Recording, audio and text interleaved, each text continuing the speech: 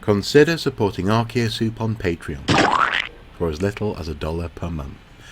Link available in the video description.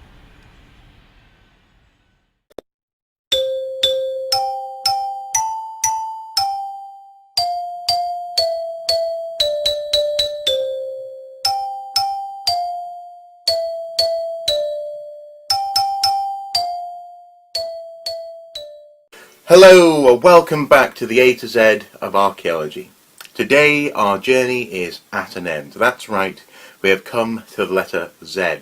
And as always, here at Archaeosoup Towers, we're going to celebrate by blowing bubbles. That could have been better, let's try again. Oh, that's very good. Yes, there we go. So, yes, it's Z or Z, depending on your preference. And that is, in this particular instance, standing for That's All, folks. Now, the thing is, this has been a long and arduous trek of an alphabet, and it all started out with a fairly straightforward desire. It all started with the observation that archaeologists often only write for other archaeologists, and all this interesting information about our past isn't really being shared with that many people. That's when it hit me. Why not share? I can't complain unless I'm doing something to change it, so I resolved to share the goodness. So I wanted to talk about the past, and I wanted it to be approachable, even occasionally funny. I landed on films as an excellent way to post them online and allow them to rush down cables and stream to people's screens no matter where they are. This meant they could watch them at leisure. So this was the idea behind Archaeosoup, sharing information about our shared heritage with people around the world, no matter who they are or where they're from. And with the help of my lovely wife, the A to Z of Archaeology was born. So I dove straight into the A to Z, and at first Archaeosoup was all about the A to Z of Archaeology. There were no other series and no other concepts. It was literally just about working our way through A to Z and trying to find something interesting to talk about every week. So here's a quick recap of the A to Z of Archaeology. A, of course, is for archaeology. What else? B was for burials, and just what burials represent. C was for carbon dating, a well-used but often misunderstood technique. D was for another dating technique, dendrochronology. And E, of course, was for excavation and the techniques used for an excavation. F was for flint, or, in a broader sense, stone tool technology. And G, of course, was for geophysics, a vital archaeological tool. For H, we looked at the Harris matrix, a way of recording archaeological sites, and for I, we examined illegal trade, looting, and related issues.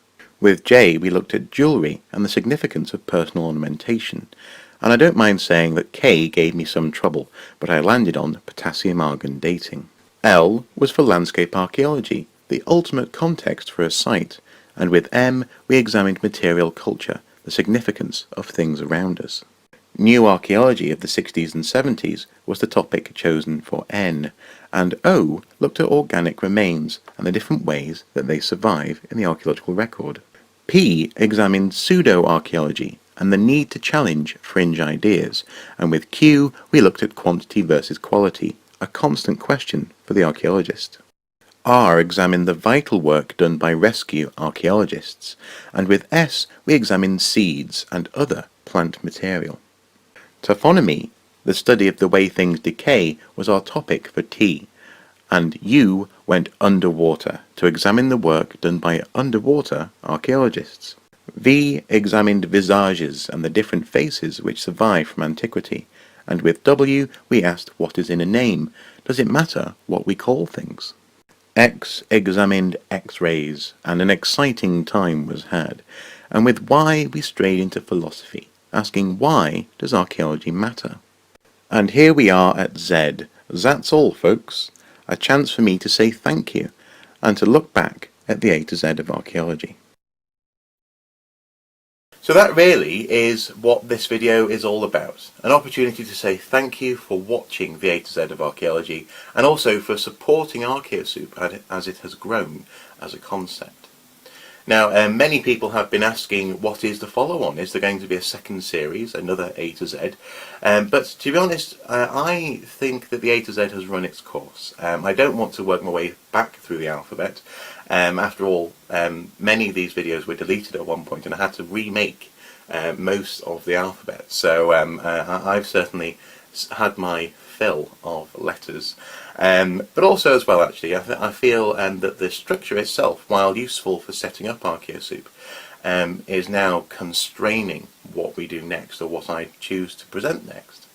So, with that in mind, I have decided to create a successor series to the A to Z of Archaeology, which isn't constrained by a succession of letters. And that succession is... Ta-da! Aspects of Archaeology!